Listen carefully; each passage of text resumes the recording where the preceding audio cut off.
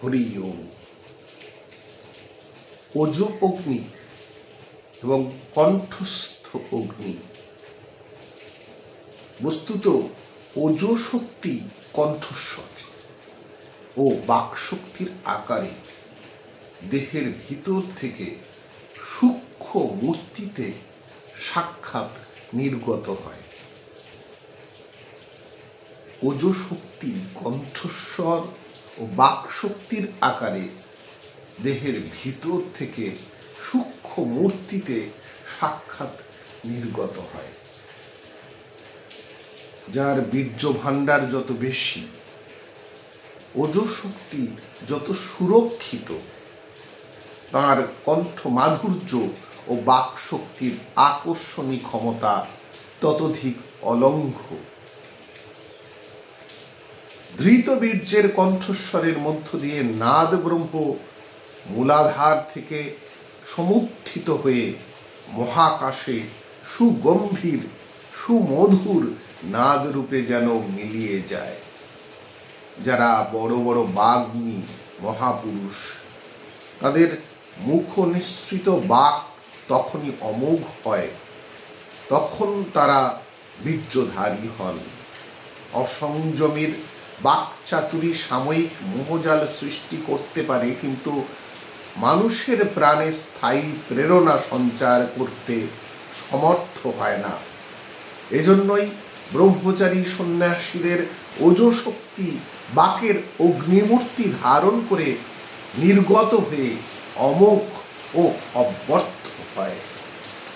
অসংযমীর হাজার কথায় যে কাজ হয় না, অসংযমী মহাপুরুষের একটি কথাও কাজ হয় না, সংযমী মহাপুরুষের একটি কথায় সেই কাজ হয়। এ তো আমাদের অনেকেরই প্রত্যক্ষ অভিজ্ঞতা। ওজো অগ্নি শ্রদ্ধারূপী অগ্নিকে সহজেই আকর্ষণ করে। বস্তুত অনেক আকুমার ব্রহ্মচর্য ব্রতধারী প্রবীণ সন্ন্যাসীদের কণ্ঠস্বর দূর বা আড়াল থেকে অজানা অচেনা লোক হঠাৎ শুনলে অনেক ক্ষেত্রে একটি বাচ্চা ছেলে কথা বলছে বলে ভ্রম করে থাকেন। ব্রহ্মচারীর চোখে যেমন দীপ্তি থাকে, কণ্ঠেও তেমনি অগ্নি বিরাজ করে।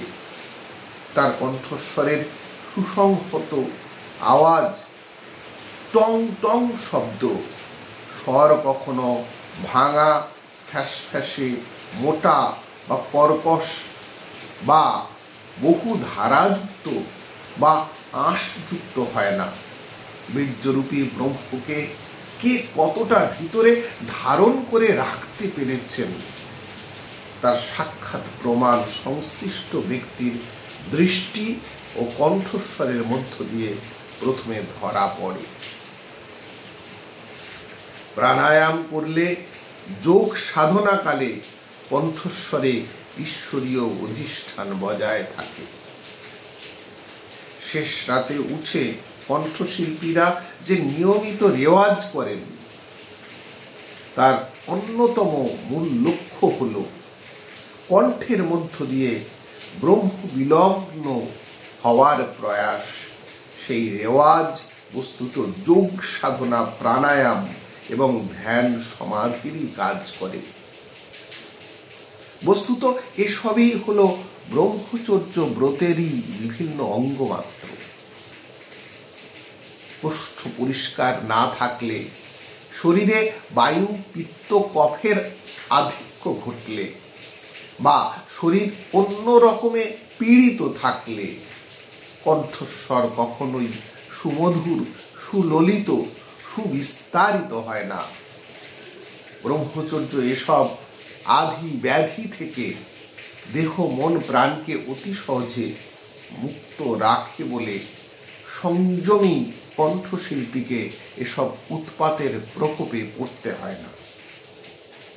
মহাপ্রভু শ্রী চৈতন্যের কণ্ঠ মাধুর্য সংকীর্তনের মাধ্যমে নদিয়াবাসী এবং উৎকলবাসীদের মন প্রাণ ঈশ্বরীয় প্রেমে মথিত করে তুলত। শ্রীরামকৃষ্ণদেবের কণ্ঠলালিত্যে রানী রাসমণি সহ সমকালে অনেকেই সবিশেষ আকৃষ্ট হয়েছিলেন।